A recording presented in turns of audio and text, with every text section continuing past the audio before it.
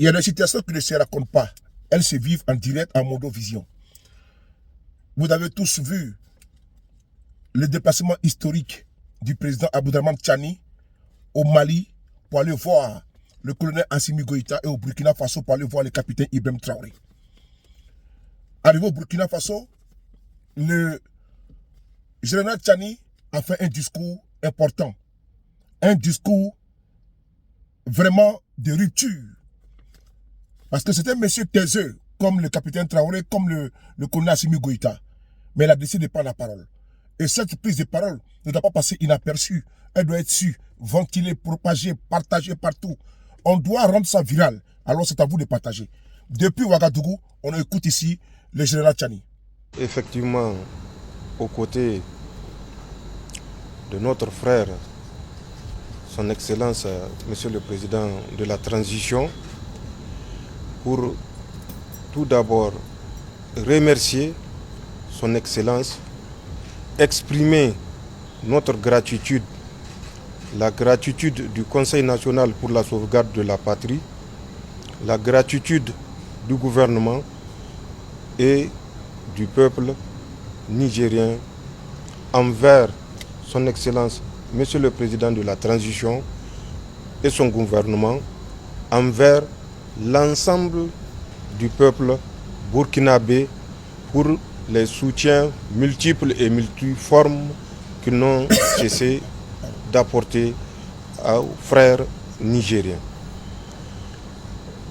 Vous savez que le Niger, depuis le 26 juillet 2023, s'est retrouvé dans une situation particulière. Et suite à cette situation, des pays de la CEDEAO ont décidé le 30 juillet, sans nous écouter, de nous attaquer en travers une force qu'ils auraient constituée, mais que nous sommes tous conscients que c'est une force télécommandée. Le 31 juillet, le Burkina et le Mali ont fait une déclaration conjointe suite à laquelle ils s'opposaient à toute agression contre le Niger. Et mieux encore, ils précisaient que toute agression contre le Niger sera considérée comme une agression contre le Burkina et le Mali. Cette déclaration conjointe a permis d'adoucir certaines ardeurs et d'éviter que le territoire nigérien ne se transforme en champ de bataille. La détermination était sincère, la détermination était profonde. Et face à cette détermination, les pays agresseurs ont décidé de reporter leur agression. Ça, l'ensemble du peuple nigérien et de nous-mêmes ne saurons l'oublier. Et nous sommes venus exprimer de vive voix notre gratitude à son Excellence et au vaillant peuple burkinabé. Dans la même lancée de cette déclaration, vous vous rappelez, le 16 septembre 2023, le Burkina Faso, le Mali et le Niger ont décidé de créer l'Alliance des États du Sahel. Cette alliance est la consécration de notre détermination à arracher notre souveraineté. La souveraineté des États du Sahel. Pour que le Sahel ne soit plus une zone d'insécurité, mais une zone de prospérité pour les biens de nos peuples. À travers l'Alliance des États du Sahel, nous devons changer, au lieu d'être, comme convenu, une alliance dans le domaine de la défense et de la sécurité, qu'elle soit plus que ça, une alliance qui assure le développement socio-économique, une prospérité assurée et garantie aux vaillants peuples qui n'ont cessé de soutenir leurs leaders. Et ceci est un espoir que nous n'avons pas le droit de décevoir, de trahir. Et nous sommes venus également par rapport à cette nouvelle donne pour que, ensemble, nous réfléchissions pour voir comment faire de cet espoir, de ce rêve, une réalité. Le rêve à la prospérité. Le peuple du Sahel a compris que le Sahel est la terre promise et que le peuple du Sahel est déterminé à défendre cette terre promise. Et ça, malgré l'adversité, malgré l'inimité. Et ça, c'est une conviction qui nous réconforte, puisque quand le peuple prend conscience des enjeux, aucune force d'opposition ne saura le dévier de la trajectoire du développement. Et c'est cette conviction que nous sommes venus partager avec notre frère, son Excellence, Monsieur le Président de la Transition. Nous attendons le 10 décembre, si Dieu nous prête longue vie, la rencontre de la CEDEAO.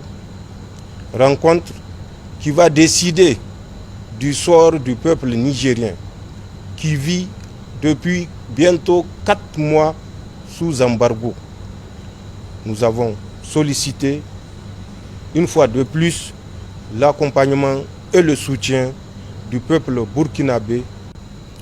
Nous avons également sollicité auprès de notre frère l'érection du consulat du Niger au Burkina, précisément à Ouaga, et du consulat du Burkina à Niamey en ambassade pour mieux défendre nos intérêts communs. Enfin, vous le savez tout aussi bien que moi, le rôle que joue le Burkina pour nous faciliter l'acheminement des produits de première nécessité que certains pays veulent nous empêcher de ramener au peuple nigérien. Nous devons ne jamais l'oublier et exprimer également notre reconnaissance face aux énormes sacrifices que consentent les autorités et le vaillant peuple burkinabé pour permettre au peuple nigérien, résilient également, de survivre. C'est des choses qui ne peuvent s'exprimer que physiquement et de vive voix. Voilà de façon synthétique les principaux éléments qui nous ont conduits. Merci beaucoup, Monsieur le Président. Vous avez tous écouté ici attentivement le président de la transition du Niger, chef de l'État, son Excellence Abdourahmane Tchani, le général. Il a parlé avec beaucoup de précision. C'est important. Parce qu'actuellement, nous sommes aujourd'hui, il faut être reconnaissant vis-à-vis de ceux-là même qui t'a aidé hier. N'oubliez pas une chose. N'oubliez pas une chose. Certains pays africains, en l'occurrence, la Côte d'Ivoire de M. Ouattara, on a tous entendu M. Ouattara dire qu'il y a un bataillon qui est déjà prêt pour aller attaquer le Niger. Oh, mais sincèrement, c'est quand même terrible. Hein? Et c'est les militants de M. Ouattara que nous voyons menacer les ressortissants des autres pays qui sont en Côte d'Ivoire. Ils oublient que la Côte d'Ivoire a également des ressortissants dans ce pays-là. Donc, des farfelus se mettent là à intimider ces ressortissants-là. Alors que eux, à l'époque, ils avaient pris pour base arrière le Burkina Faso pour faire une rébellion. Et cette rébellion, on n'a pas vu de représailles contre le Burkinabé en Côte d'Ivoire. On n'a pas vu ça. Mais c'est eux qui sont aujourd'hui au pouvoir, qui ont passé leur temps à déstabiliser notre pays, qui sont devenus des maîtres chanteurs. Parlant de cela, il y a également le Sénégal de Macky Sall. Il y a également le Bénin de Patrice Talon. N'oubliez pas que le vassal, M. Ouattara, était il était en Europe tout dernièrement. Et il y a un journal qui nous informe que, concernant le Niger, puisqu'il y aura un sommet le 10 décembre, M. Ouattara est venu prendre ici ce qui doit se passer là. Vous savez que M. Ouattara, c'est lui, n'est-ce pas, le garant de l'impérialisme en Afrique. On dit ceci, il y a un journal, n'est-ce pas, propagandiste de la même lignée de la Ouattari et autres là, qui dit, si l'option militaire n'est plus privilégiée, un durcissement des sanctions économiques et financières imposées par la CEDEAO est à l'étude. Voilà. Les deux chefs d'État ont été unanimes sur les négociations avec la junte nigérienne. Toute discussion est conditionnée à la libération du président Bazoum et de sa femme. Alassane Ouattara a assuré que les prises de pouvoir par les militaires dans la région seront de nouveau à l'ordre du jour du prochain sommet de la CEDEAO. Alassane Ouattara vient en France, et c'est en France qu'il vient parler de l'affaire de la CEDEAO. Vous voyez, c'est-à-dire qu'on ne peut pas comprendre comment ce monsieur était le plus grand vassal de l'Afrique. Comment la CEDEAO, avant le sommet de la CEDEAO, l'on connaît déjà ce qui va se passer déjà. Le durcissement des sanctions contre la CEDEAO et contre le Niger. Pendant ce temps, mais vous voyez le président Tchani voyage. Il va au Burkina, il va au Mali, les ministres voyagent. Mais c'est le peuple du Niger, n'est-ce pas, qui en souffre. C'est le peuple du Niger qui souffre, n'est-ce pas. C'est la même chose que M. Ouattara a fait, en complicité avec les Boubou Cissé, l'ancien premier ministre, n'est-ce pas, de IBKP à son âme. On a tous écouté ici le coup téléphonique entre Boubou Cissé et Alassane Ouattara. Comment M. Ouattara, avant de partir, il prend n'est-ce pas, des directives avec l'ancien régime de IBK, le premier ministre, afin de pouvoir aller à la CEDEAO, sanctionner le Mali. Donc, M. Ouattara, il faut dire à ce monsieur de lâcher les baskets au Mali. Il n'est pas malien, d'après lui, qu'il est maintenant sénégalais. Maintenant, il n'est plus burkinabé, il est maintenant sénégalais. Le Burkina a donné bourse d'études à M. Ouattara. Ouattara a été à la BCAO au nom, n'est-ce pas, du Burkina Faso, de la Haute-Volta. Il a été au FMI au nom de la Haute-Volta. Il a fait tout, n'est-ce pas, au nom de la Haute-Volta. Aujourd'hui, il est sénégalais. Alors, peuple du Burkina et du Niger. Vous voyez le combat que nos dirigeants aujourd'hui des États d'Israël mènent. Ils doivent être soutenus, ils doivent être accompagnés. Les Africains doivent accompagner le peuple malien, le peuple burkinabé, sans oublier le peuple nigérien. C'est nous qui devons apporter notre soutien en communication partout. Bientôt, n'est-ce pas, le sommet de la CEDEAO.